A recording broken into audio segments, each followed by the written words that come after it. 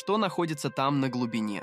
Огромные жуткие хищники, груды мусора, выброшенного человеком, затонувшие корабли или, может, целые затерянные города? Сегодня я расскажу вам о самых странных находках, обнаруженных в море. А если вы досмотрите ролик до конца, то окончательно убедитесь, что чудовища существуют. Приятного просмотра!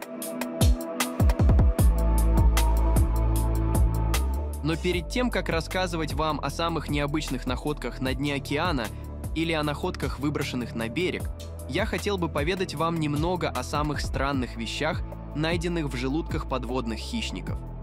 Чисто технически это тоже находки в море, хотя способ их обнаружения не совсем стандартный. А в пастях акул находили такое, что я просто не могу не рассказать вам об этом. Итак, сперва о не самых шокирующих вещах.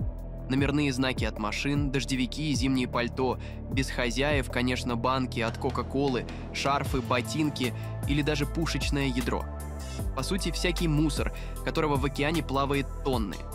Неудивительно, что хищники случайно глотают его, принимая за пищу. А вот в 1862 году удалось найти в пасти акулы действительно что-то уникальное – любопытного гуся. Причем живого. Ну, обо всем по порядку. Машинист Тейт отправлялся в очередное морское путешествие и решил захватить с собой гуся. Ну, знаете, на всякий случай. Вдруг пригодится. И тогда его пароход попал в шторм, волны были огромной высоты, так что мужчине приходилось спасать корабль и себя, а о гусе он совсем забыл. Когда все утихло, Тейт понял, что птицу смыло одной из волн в море. Ему, конечно же, стало очень грустно. Ведь он в какой-то степени привязался к этой птице. И вот спустя непродолжительное время рыбаками была поймана толстенькая акула. Оказалось, что это именно она проглотила того самого гуся, причем целиком, так что тот остался совсем невредим. На лапке птицы был ярлычок с именем и адресом хозяина, так что ее успешно вернули домой. После чего снова съели, но это уже другая история. Если вы думаете, что я выдумал эту историю, и ничего подобного на самом деле произойти не могло, то вы ошибаетесь. Вот вам еще один пример. В 1922 году из желудка другой акулы достали черепаху. Она была огромной и к тому же живой. Спасенное животное поселили в общественном аквариуме Нью-Йорка и назвали в честь библейского пророка Иона. Можете почитать об этом подробнее в интернете. Ну а я продолжу рассказывать вам о самых необычных находках в океане. 21 февраля 1975 года навсегда останется в памяти храбрых рыбаков. Утро преподнесло им необычайное испытание. В сети корабля с романтичным именем Romance of the Oceans попалась гигантская белая акула. Весь день шел напряженный бой с этим морским хищником. И только к вечеру, измученные, рыбаки смогли одержать верх над опасной тварью. Подняв свирепого хищника на борт, они незамедлительно начали разделывать его тушу. Однако то, что скрывалось внутри акулы, шокировало не только матросов, но и ученых. Из окровавленного брюха выглядывала мраморная голова женщины. Оказалось, что это фрагмент статуи, выполненный с исключительным мастерством, напоминающий древнегреческую скульптуру Венеры Милосской. Однако, в отличие от оригинала, случайная находка матросов имела руки, обвивающие нечто похожее на сердце. Как прекрасная статуя там оказалась. Наверное, это остатки древних затонувших городов или той самой Атлантиды. Кстати, о ней. В 1986 году японский дайвер Кихачиро Аратаки, спускаясь под воду с целью наблюдения за акулами, обнаружил совсем не то, что искал.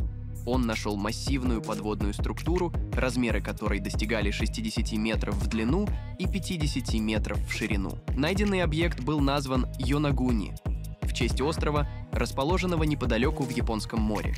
И это открытие вызвало бурные дискуссии среди ученых. Одни считают, что монумент – остатки древней цивилизации, разрушенной землетрясениями. Другие утверждают, что это всего лишь природное образование, внешне напоминающее пирамиду. Ну а я же предлагаю вам повнимательнее рассмотреть этот объект со всех сторон и самим сделать вывод.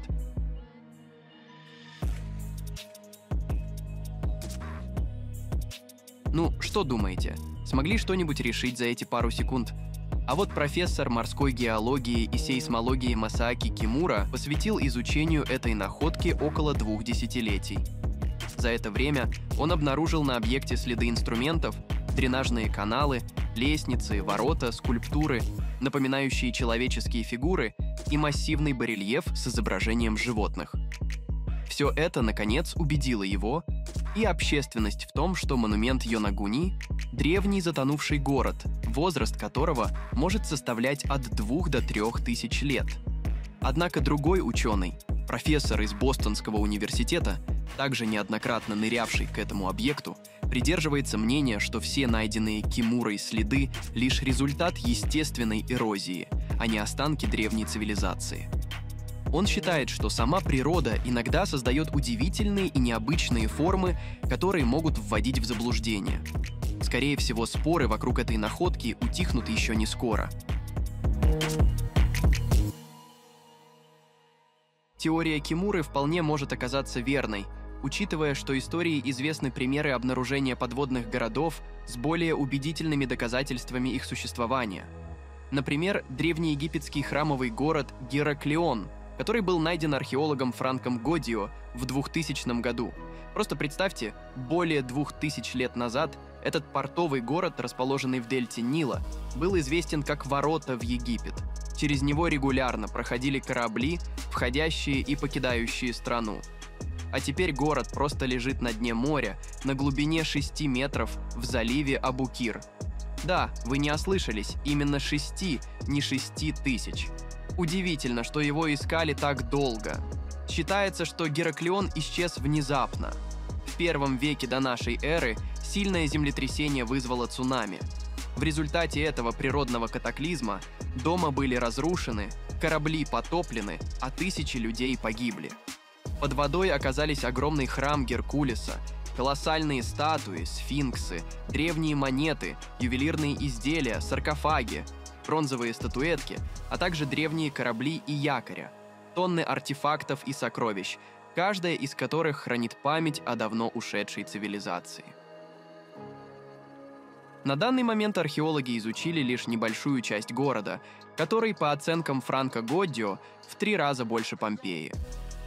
Ученый предсказывает, что в ближайшие годы нас ждут еще более великие и захватывающие открытия, но это все еще не Атлантида. Загадочный город из рукописей Платона нужно искать совсем в другом месте – в Атлантическом океане. Сколько ученые и исследователи не пытались его найти, им так и не удалось сделать этого. Хотя тот же Гераклеон, что находится гораздо ближе, тоже искали тысячи лет и в конце концов нашли, так что кто знает, может, нас скоро ждут новые захватывающие находки.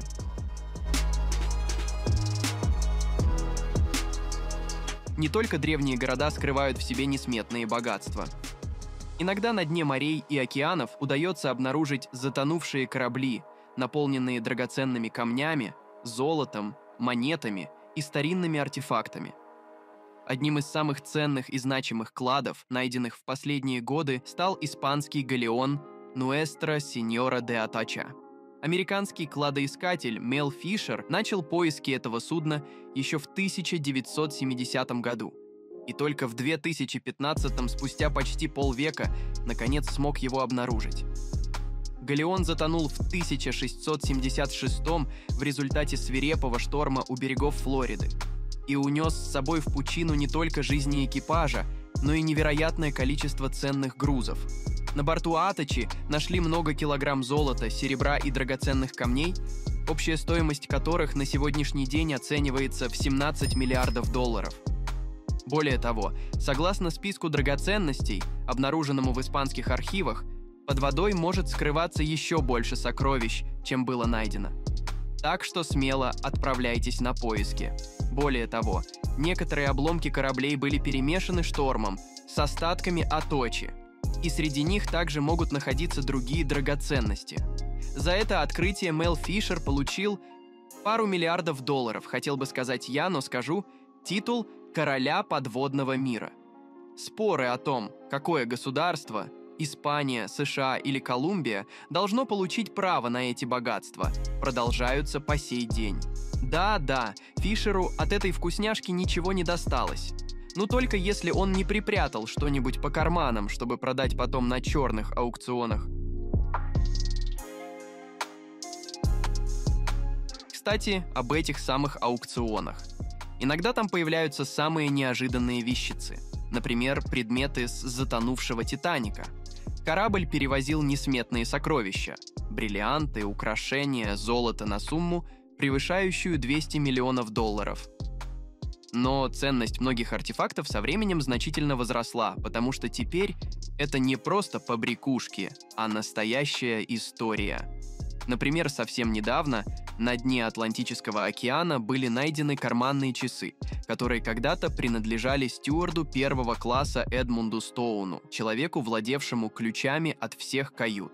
Мужчина был частью элитного обслуживающего персонала, но какое это теперь имеет значение? Ведь от него остались только эти самые часы, которые остановились на отметке 2 часа 16 минут. Ровно за 4 минуты до того, как корабль полностью ушел под воду. Удивительно, но эта находка, несущая в себе отголоски трагедии, была продана на аукционе за невероятную сумму $150 тысяч. Это действительно огромная цена для обычных карманных часов, имеющих столетний возраст и не показывающих актуальное время. Но я могу понять покупателя, ведь эти часы показывают не время, они показывают историю, момент гибели тысячи людей. Ценность представляют не только золото, драгоценные камни и уникальные аксессуары. В 2015 году в Атлантическом океане была сделана, пожалуй, самая необычная находка. Искатель сокровищ Джон Кроуз из Новой Шотландии обнаружил на дне океана старую зеленую бутылку с мутной жидкостью внутри. Бутылка выглядела очень потрепанно, но на ее пробке все же удалось разглядеть надпись «Пивоварня Кейт». Проведенная экспертиза показала, что этому сосуду на самом деле не менее 125 лет, а внутри него и правда находится пиво. Джон Кроуз не удержался и попробовал этот чудо-напиток. На удивление, он оказался очень вкусным. По крайней мере, мужчина так заявил. Хотите верьте, хотите нет. Эта находка не только привлекла внимание любителей старинных артефактов, но и дала ученым возможность изучить химический состав пива, которое было приготовлено более века назад. Так что это открытие, несомненно, имеет научную ценность. Кстати, старинные бутылки, найденные в океане, не редкость. Ранее их часто выбрасывали за борт кораблей с записками, содержащими координаты, чтобы изучать подводные течения.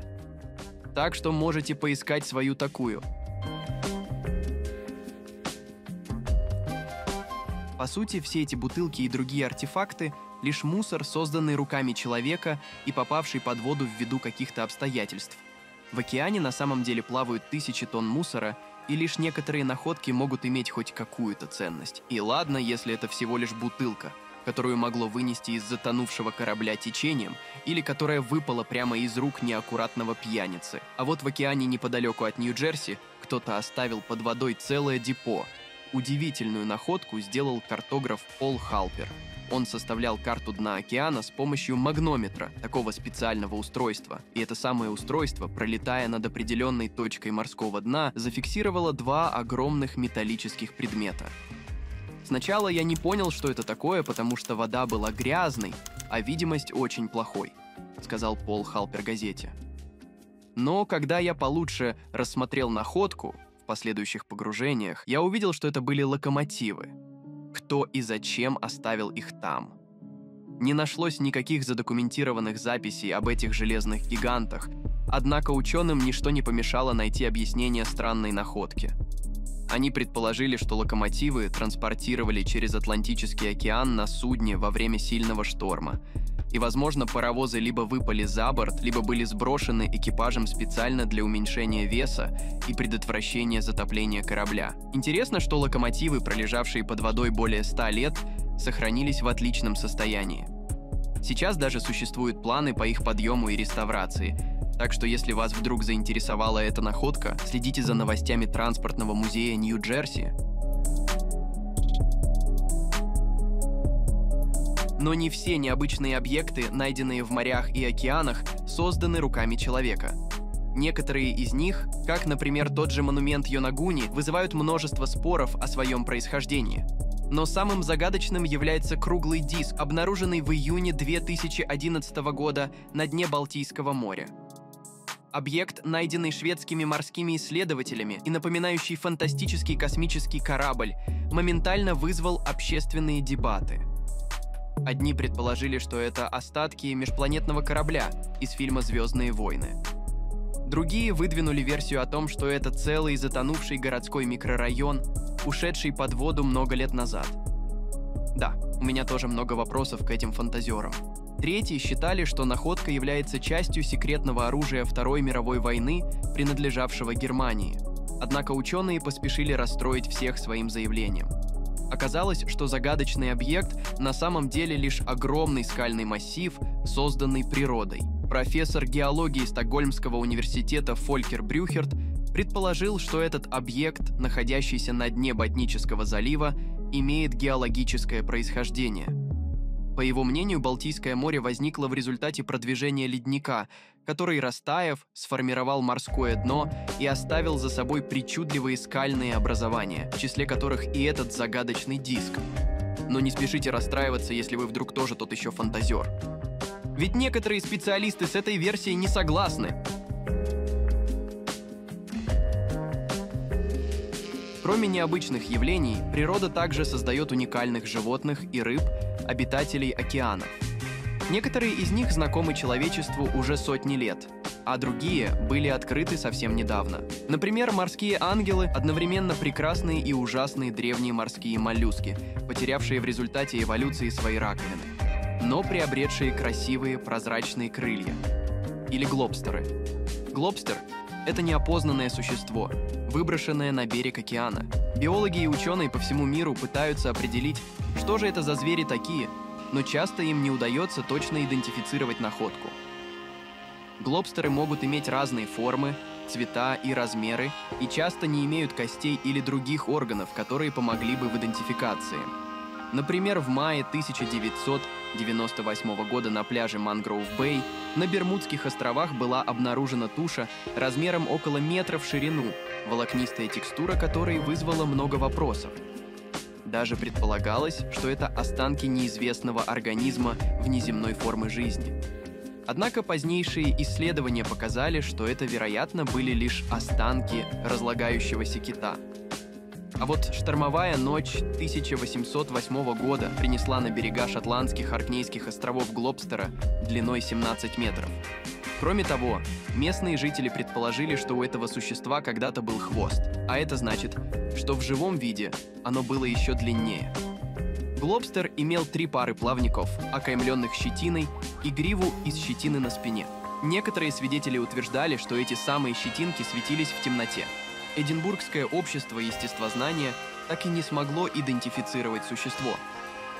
Может, это и есть тот самый настоящий монстр? Вот такие необычные артефакты находили люди в разных уголках мира. А вам удавалось найти что-нибудь необычное под водой? Может, вы стали счастливым обладателем очередного клада? Если нет, но все еще мечтаете разбогатеть, я знаю, как вам помочь. В нашу команду требуются монтажеры, дикторы, сценаристы и креативные продюсеры. Если заинтересовались, заходите в нашего телеграм-бота по ссылке в описании и оставляйте заявку. Спасибо за просмотр.